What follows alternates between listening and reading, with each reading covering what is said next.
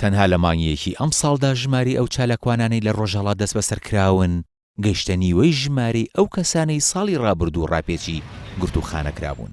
کۆمەڵی مافی مرۆڤی کوردستان لە نوێترین راپۆرتیدا لەبارەی پێشێلکاریەکانی مافی مرۆڤ لە ڕۆژهەڵاتی کوردستان باسی لەوە کردووە لە مانگی کانونی دووەمی ئەم ساڵدا 130 چالاکوان لە ڕۆژهەڵاتی کوردستان دەست بەسەرکراون. زیاتر لە 90 کەس لەو دەست بەسەرکراوانە لە هەڵمەتێکی هێز ئەمنیەکانی ئێراندا گیراون کە لە هەشتی کانونی دووەمەوە دەستی پێکردووە. ئەوە لە کاتێکدایە بەپێی ئامارەکانی ئەو ڕێکخراوە ساڵی ڕابردوو 258 چالاکوان دەست بەسەرکرابوون. هەر بە گوێری ئامارەکە لە لۆڕستان و کرماشان 2 دەست بەسەرکراو لەژێر ئەشکەنجەدا یانیان لەدەستداوە. ئاماژی بەوەش کردووە لە مانگی یەکەمی ئەم ساڵدا 4 بەندکراوی کورد لە پارێزگاکانی کرماشان لەگەڵ سنە و ورمێ لە سێدارە دراون.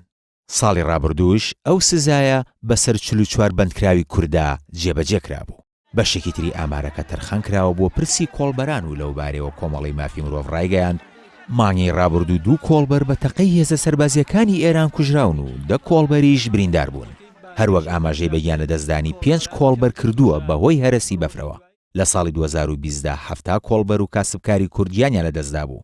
176 کۆڵبەر و کاسبکاریش بریندار بوون کە زۆرینەیان بە تەقەی هێزە سەربازیەکانی ئێران پێکرابوون.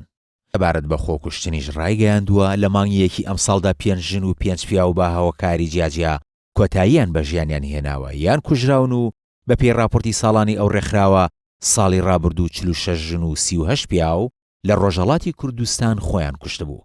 وەک کۆمەڵی مافی مرۆڤی کوردستان باسی لێ کردووە بەهۆی ڕێگری ئێران لە ڕێکخراوە سربەخۆ و نێودەوڵەتیەکانی چاودێری ڕۆژی مافەکانی مرۆڤ ئەو ئامارانە تەنها وێنەیەکی بچووکی پێشەلکاریەکانە.